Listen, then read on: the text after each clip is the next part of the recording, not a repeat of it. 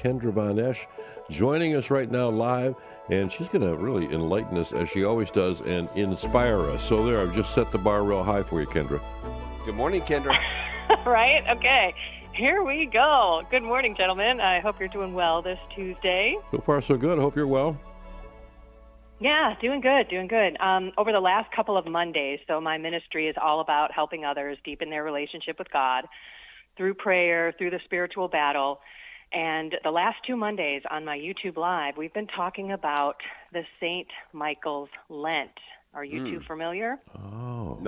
No, I am not. I've Okay, heard it, good. but I don't This know is the so particulars. great. Yeah. Okay, so this is going to be the first time I'm going to do it too. It starts, St. Francis of Assisi had a very deep devotion to St. Michael. As a matter of fact, he was the one that started the St. Michael's Lent. So it starts on August 15th, which is this Friday, the Assumption, and it ends on September 29th, which is St. Michael the Archangel's feast day. And it's 40 days.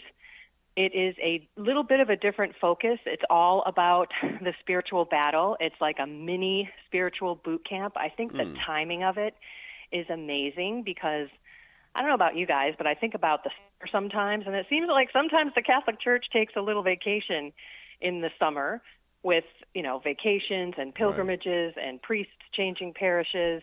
And it's just one of those moments in time between sort of the end of summer into the fall where we could jump into our spiritual life and really devote some time to St. Michael the Archangel. And St. Francis of Assisi actually had the stigmata happen to him while he was in the middle of this St. Michael's Lent. Wow. I didn't know that. Yeah, pretty interesting. So really it's all about fasting, penance, and self-denial. So you can obviously do the traditional fasting. You can avoid, meat on certain days. I'm going to be doing the Wednesday, Friday fast where there's no food at all, not the Catholic fast where you have 1 small meal and 2 small snacks. You can do a digital detox. You can walk away from your comforts, like whatever daily habit you have. I'm going to try and not have cream in my coffee. You can go to the San Franciscan simplicity, right? So eat plainly, avoid luxury, wear simple clothing, that type of stuff. And then dive in to St. Michael and spiritual warfare prayers. Pray the St. Michael prayer, the chaplet of St. Michael, the litany of St. Michael, the Angelus. You can consecrate yourself to St. Michael, do the 40-day preparation. You can start on August 15th. There's just so many amazing things. Dive into the Eucharist, right? Go to daily Mass as much as possible, at least 1 hour a week in adoration, and then make spiritual communions throughout the day if you can't attend Mass. And then, of course, go to confession. It's kind of the same logic of Lent, but it's all about the spiritual battle and looking to St. Michael to really help us in that battle. So you read Scripture daily. You can focus on Ephesians 6:10 through 20, which is the armor of God passage, and then meditate on Revelation 12, which is the battle between St. Michael and the dragon.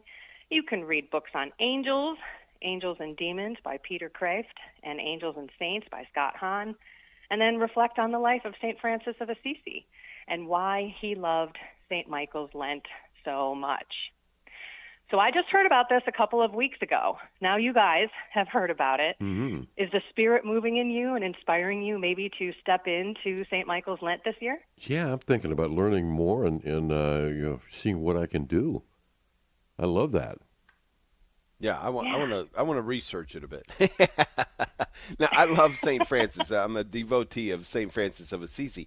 And so, of course, anything that he has encouraged and this connection to the stigmata, which I did not know about, that happened during this time of St. Michael's Lent, that you're saying he put together. He didn't follow it. Someone else put it together. He followed it. He actually is the creator of this thing. I don't recall if he is the actual creator. I think it was back in the 1300s.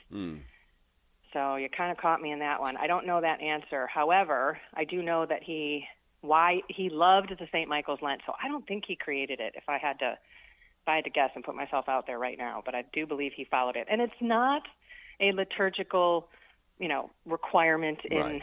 the season or the calendar year, the liturgical year. We don't have to do this, but I think it's a great timing. I mean, we don't have anything coming up until Advent. Yeah.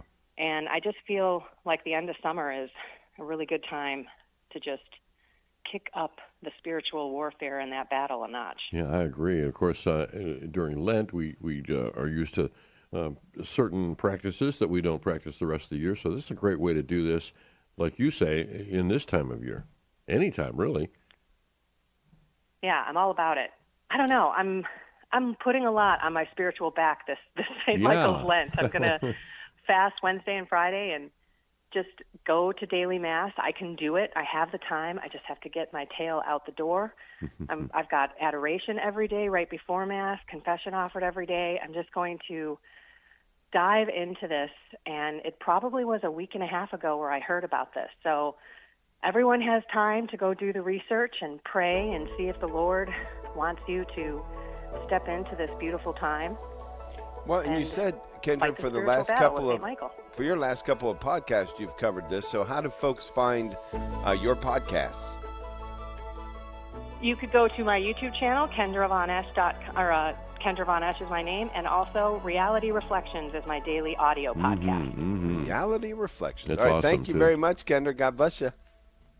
God bless you too. Take care. Yeah, we love it. Wonderful. St. Michael's Lent.